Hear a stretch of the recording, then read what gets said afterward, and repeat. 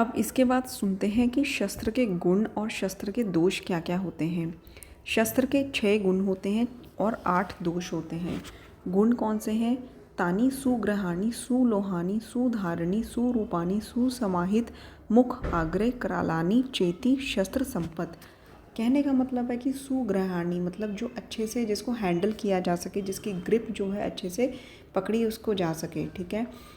अच्छे से जब तक शस्त्र को नहीं पकड़ेंगे तब तक चलाएंगे कैसे। सुलोहानी मतलब कि अच्छे लोहे से, अच्छे मेटल से बना हुआ होना चाहिए। सुधारणी अच्छी धार वाला होना चाहिए, तीखी धार वाला होना चाहिए।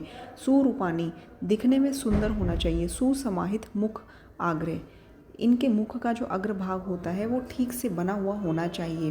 तथा ये जो शस्त्र होते हैं अकरालानी मतलब कि अकराल कहने का मतलब कि अकराल दांत रहित होने चाहिए।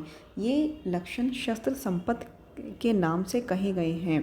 तो टोटल 6 गुण होते हैं शस्त्र के, एक अच्छे शस्त्र के, ठीक है। और 8 दोष कौन से होते हैं? तत्र वक्रम कुंठम खंडम खरधारम अति स्थूलम अति तुच्छम अति दीर्घम अति हरस्व इत्यष्टो शस्त्र दोषा। मतलब कि इनमें जो वक्र टेढ़े होते हैं, कुंठन मतलब धारा में कुंठित होते हैं, उसकी धार ठीक नहीं होती है। खंडन प्रयोग के समय या ऐसे ही पड़े पड़े खंडित हो जाएं मतलब टूट जाएं। खरधारम जो खुरदरी धार वाले हों। अति स्थूलम अति मतलब मोटे हों। और अधिक अति तुच्छम अधिक पतले हों। और अति दीर्घम बहुत ज़्यादा लंबे हों। अति ह्रस्वम बहुत ज़्यादा छोटे हों। ये 8 शस्त्र के दोष माने गए हैं, ठीक है। और इन दोषों से विपरीत गुण वाले शस्त्र को ग्रहण करें, किंतु करपत्र खरदार वाला ही अस्थि छेदन में उपयुक्त होता है। देखिए जो खरधार है वो शस्त्र के दोषों में मानी गई है, लेकिन जो करपत्र है ये एक्सेप्शनल है, ये अस्थि को छेदन करता है, ठीक है। तो अस्थि छेदन के लिए खरधार वाला शस्त्र ही चाहिए होता है। तो खरधार करपत्र के केस में तो ठीक है, ये गुण माना जाएगा उसका, अदरवाइज खरधारम शस्त्र का दोष माना जाता है।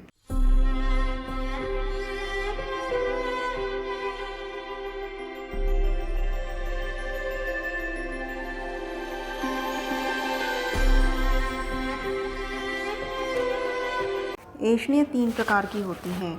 इनके मुख में अंतर होता है। पहली है तीखे कांटे के समान मुख वाली, दूसरी है यव के नवीन पत्र के समान मुख वाली, और तीसरी है केंचुए के मुख और आकार वाली। ऐसी 3 ऐष्णियाँ होती हैं। बड़े यंत्र और दंत शंखु ये हुक टाइप होते हैं। ये दोनों शस्त्र अग्रभाग पर मुड़े हुए होते हैं। इसके बाद आ जाता है पाइना। पाइना क्या होता है? शस्त्र को और तेज करने के लिए या तो उसको क्षार में डुबोया जाता है, या जल में डुबोया जाता है, या तेल में डुबोया जाता है। इसी क्रिया को हम पाइना कहते हैं, ठीक है। अगर हमने किसी अस्थि का छेदन करना हो या बाण जैसा कोई छल्ले है उसको निकालना हो तो हमें शस्त्र को क्षार में डुबोना पड़ेगा, ठीक है।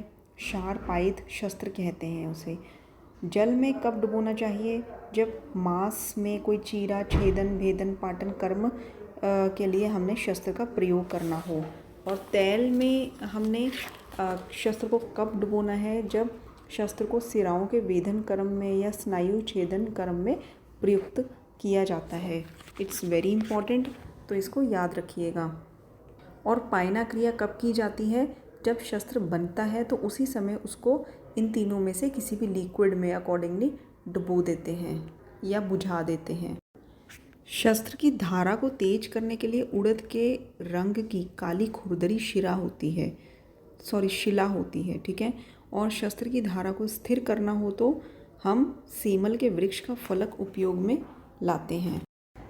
इसके बाद आ जाता है कि जो शस्त्र कोश होता है उसका आचार्य वाग्भट ने जो प्रमाण बताया है वो है 9 से 12 अंगुल का प्रमाण, ठीक है। एंड शस्त्र जब हमने शस्त्र बनाने के बाद उसको हमने क्षार तेल या उदक अकॉर्डिंगली उसमें बुझा दिया, ठीक है, पाइना की जो क्रिया की। उसके बाद अगर शस्त्र जो है रोम को काटने में समर्थ हो जाता है तब उसको शस्त्र कर्म में प्रयोग करना चाहिए।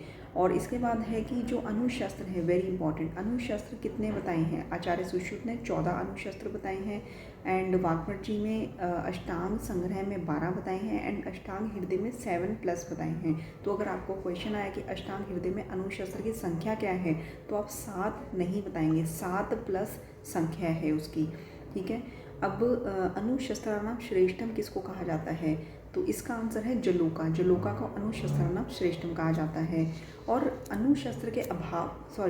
शस्त्र के अभाव में हमें क्या प्रयोग करना चाहिए, किसका प्रयोग करना चाहिए, ऐसा क्वेश्चन कई बार एग्जाम में आ चुका है। तो शस्त्र के अभाव में हमें अनुशस्त्र का प्रयोग करना चाहिए, जैसे कि आहरण, छेदन, भेदन, इन सब क्रिया के लिए हम नाखूनों का प्रयोग कर सकते हैं। वैसे अनुशस्त्र में क्या क्या आता है, मैं ये आपको बताना भूल गई। देखिए, अनुशस्त्र में जैसे कि जोंक आ गई, अग्निशार, नख, गोजी और हार श्रृंगार के पत्ती, ये सब अनुशस्त्र में आते हैं। तो शस्त्रों के अभाव में जब हमारे पास कोई शस्त्र ना हो तो छेदन, भेदन और आहरण के लिए, मतलब एक्सट्रैक्शन के लिए हम लोग अनुशस्त्र का प्रयोग कर सकते हैं। मतलब यहाँ पे छेदन, भेदन, आहरण ऐसे शस्त्र कर्म करने के लिए हम नाखूनों का प्रयोग कर सकते हैं। फिर उसके बाद एक चीज़ और बताई है कि जैसे रोग मुख में उत्पन्न होते हैं, ठीक है, और नेत्र के जो वर्तम में होने वाले रोग होते हैं, ऐसे में हमें रोगों का विस्त्रावण करने के लिए गोजी, शिफालिका, शाक के पत्रों का प्रयोग करना चाहिए। और एशनी के अभाव में हमें अंगुलीय अंकुरों का प्रयोग करना चाहिए। एंड आचार्य वाग्भट जी ने जो डिफरेंट अनुशस्त्र बताए हैं, 3 अनुशस्त्र उन्होंने अधिक बताए हैं जो अलग है। वो कौन से हैं? वो कहते हैं कि त्वग्दाह, त्वचा में दाह उत्पन्न करने के लिए हमें सूर्यकांत का प्रयोग करना चाहिए, मतलब ग्लास का प्रयोग करना चाहिए। समुद्र फेन का प्रयोग हमें लेखन कर्म के लिए करना चाहिए। और शुष्क गोमे त्वग्दाह जो है, इसमें सूर्यकांत का प्रयोग करना चाहिए, समुद्र फेन का लेखन के लिए करना चाहिए, और शुष्क गोमे ये तीसरा अनुशस्त्र है, ठीक है, इसका भी प्रयोग लेखन के लिए किया जाता है। एंड लास्ट में ये बताया है कि हमें शस्त्रों को कहाँ से बनवाना चाहिए। तो एक अच्छे लोहार से बनाना चाहिए, ठीक है। और शस्त्र, अनुशस्त्र, यंत्र, अनुयंत्र, इन सब के प्रयोग को जो भली भांति जानता हो वो वैद्य सदा ही शस्त्र कर्म में सक्सेसफुल होता है, ठीक है। रोग को ठीक करने में सिद्धि प्राप्त होती है उसको। तो यहाँ पे हमारा जो शस्त्र का चैप्टर है, ठीक है, ये चैप्टर नंबर है शस्त्र अवचारणीय, चैप्टर नंबर 8, ये समाप्त होता है। और आई होप आपको इस तरह का प्रेजेंटेशन जो है वो अच्छा लगा हो। एक कोशिश है ऐसी वीडियो बनाने की जिससे आपको और अच्छे से लर्न हो, और जो कंसेप्ट है कि कौन सा शस्त्र किस तरह का होता है, क्या उसकी आकृति होती है, शेप क्या होती है, वो आपको अच्छे से समझ आ जाए। तो आई होप आपको ये वीडियो यूज़फुल लगे एंड ऐसे ही आपके लिए वीडियोस लाते रहेंगे। आप हमारे चैनल को सब्सक्राइब कर दीजिए।